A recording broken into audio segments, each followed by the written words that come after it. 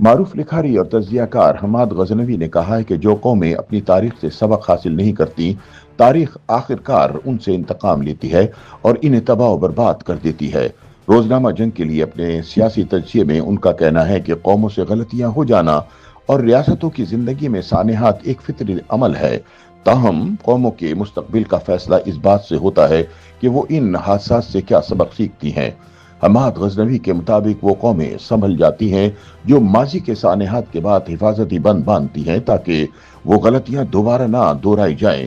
انہوں نے جرمنی کی مثال دیتے ہوئے کہا کہ ہٹلر کے دور میں جرمنی نسلی برتری کے جنون کا شکار ہوا اور یہودیوں کے قتل عام جیسے انسانیت سوز جرائم سرزد ہوئے۔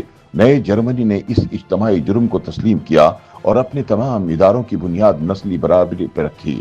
آج بھی جرمنی نیو رمبرگ قوانین کا دن یاد رکھتا ہے جب جرم کو قانون کا حصہ بنایا گیا تھا، اور یہ یاد دہانی کرائی جاتی ہے کہ یہ ریاست اور معاشرے کی مشترکہ غلطی تھی۔ یہ شعور اسکولوں کے نصاب کے ذریعے نئی نسل تک منتقل کیا جاتا ہے۔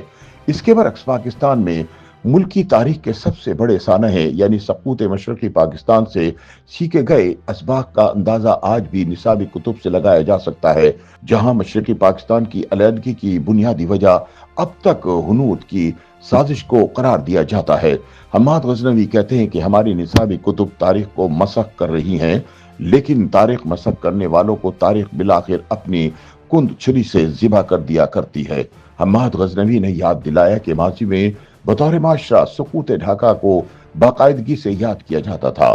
پاکستان میں سیمینار منعقد ہوتے، اخبارات خصوصی ایڈیشن شائع کرتے اور یہ سوال اٹھائے جاتے تھے کہ مشرقی پاکستان کیوں علیحدہ ہوا، ہم سے کیا کوتاہیاں ہوئیں اور ہمیں اس سانحے سے کیا سبق سیکھنا چاہیے۔ حمود الرحمن کمیشن رپورٹ کا ذکر بھی ہوتا تھا اور اسے منظر عام پر لانے کا مطالبہ بھی کیا جاتا تھا، تاہم یہ رپورٹ کبھی مکمل طور پر شائع نہ کی گئی۔ انہوں نے کہا کہ اس کے بعد 16 دسمبر 2014 کو اے پی ایس پشاور کا المناک سانحہ پیش آیا، جس میں دہشت گردوں نے معصوم بچوں اور اساتذہ کو شہید کر دیا۔ اس دن کو ریاستی سطح پر منانے کا مقصد دہشت گردی کے خلاف عزم کی تجدید بتایا گیا، تاہم انہوں نے افسوس کا اظہار کیا کہ اس سال کئی اسکولوں میں 16 دسمبر کی چھٹی تک نہیں دی گئی۔ حماد نے اے پی ایس شہداء فورم کے صدر کے حالیہ مطالبے کا حوالہ بھی دیا۔ انہوں نے کہا کہ سانحے پر بننے والی خصوصی جوڈیشل کمیشن رپورٹ 11 سال سے چھپائی جا رہی ہے، جسے کم از کم ایسے شہید بچوں کے والدین کے ساتھ شیئر کیا جانا چاہیے۔ حماد غزنوی کے مطابق سقوط مشرقی پاکستان سے چھینکے جانے والے اسباق نہایت واضح تھے۔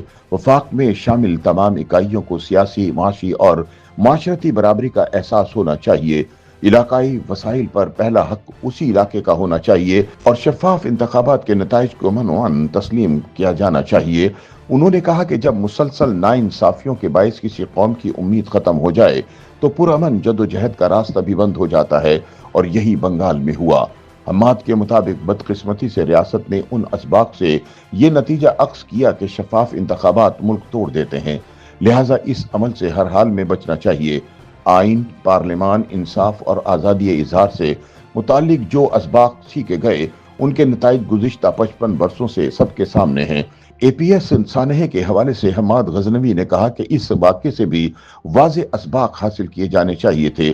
ان کے مطابق جب ریاستیں دوسروں کی جنگوں میں حصہ لیتی ہیں تو ان کی آگ اپنے گھر کو بھی جلا دیتی ہے۔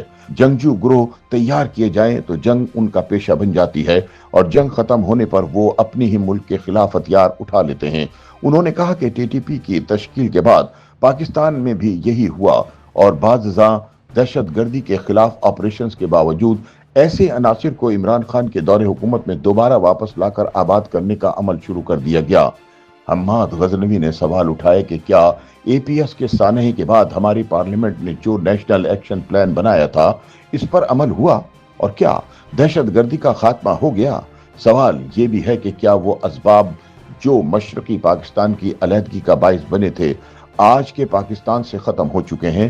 ان کے بقول ان سوالوں کے جواب پر کوئی دو رائے نہیں ہو سکتی۔ YouTube पर गूगली न्यूज देखने के लिए youtube.com की सर्च बार में गूगली न्यूज टीवी टाइप करें। गूगली न्यूज के पेज पर सुर्ख रंग के सब्सक्रिप्शन वाले बटन पर क्लिक करना ना भूलिए। YouTube पेज पर अपलोड होने वाली वीडियोस से बाखबर रहने के लिए बेल आइकन पर क्लिक कीजिए। आपको हर नई वीडियो के बारे में नोटिफिकेशन मौसूल हो जाएगा।